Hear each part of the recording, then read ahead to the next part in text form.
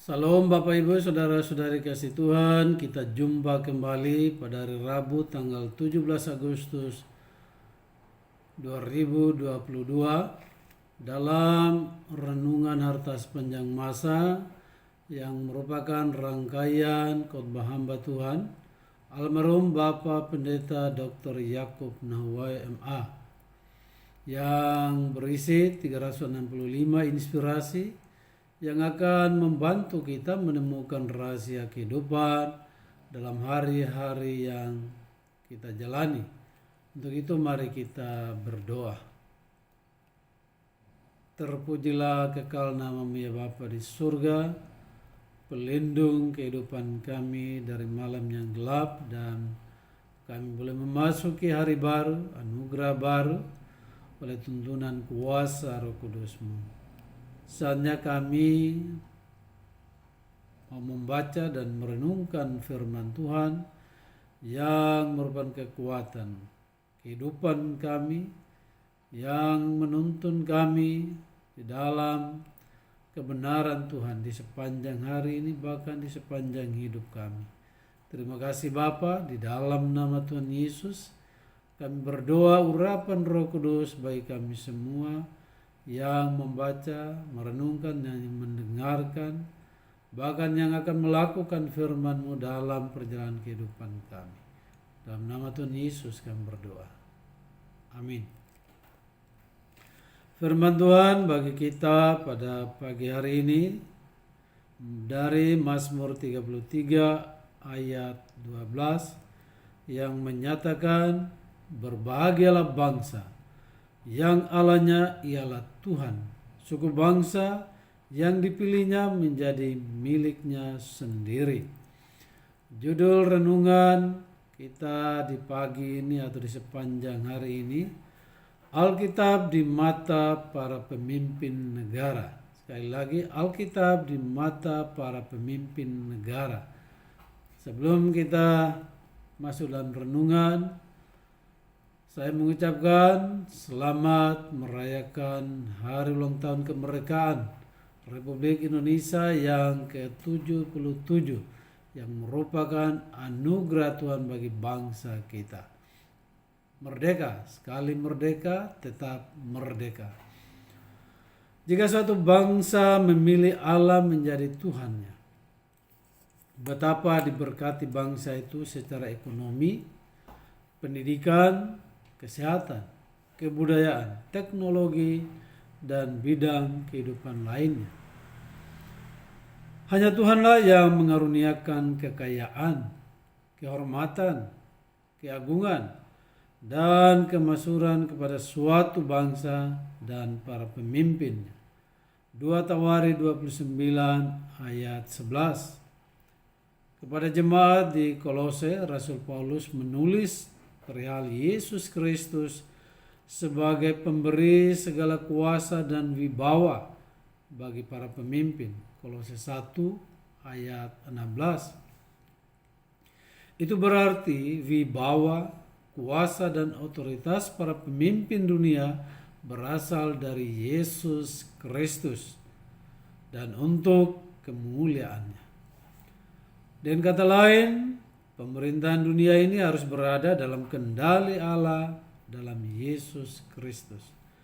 Mazmur 47 ayat 10, ulangi ayat 9 dan 10. Setiap pemerintahan harus berjalan seturut firman Allah, kebenaran sejati. Sebab kebenaranlah yang meninggikan derajat suatu bangsa. Amsal 14 ayat 34. Dan memulihkannya. 2 Tawari 7 ayat 14. Beberapa pemimpin negara yang menjalankan negaranya berdasarkan Alkitab dan mengandalkan Tuhan diberkati. Sikap mereka terhadap Alkitab telah merubah negara mereka dan membuka pintu berkat bagi rakyat yang mereka pimpin. Simak beberapa di antara mereka untuk dapat memberi wawasan bagaimana caranya negeri Indonesia pun dapat diberkati. George Washington, George Washington Presiden Amerika yang pertama adalah sesuatu yang tak mungkin untuk memerintahkan dunia ini secara benar tanpa Alkitab. John Adams, Presiden Amerika yang kedua. Alkitab adalah buku terbaik di dunia. Isinya melebihi semua buku yang pernah saya jumpai di perpustakaan. Thomas Jefferson, Presiden Amerika yang ketiga. Alkitab dapat menciptakan manusia terbaik di dunia ini. John Quincy Adams, Presiden Amerika ke-6. Alkitab adalah buku yang tak ternilai isinya dan sumber pengetahuan dan kebajikan. Andrew Jackson, Presiden Amerika yang ke-7. Alkitab adalah dasar yang teguh, di mana negara kita dapat berdiri dan aman.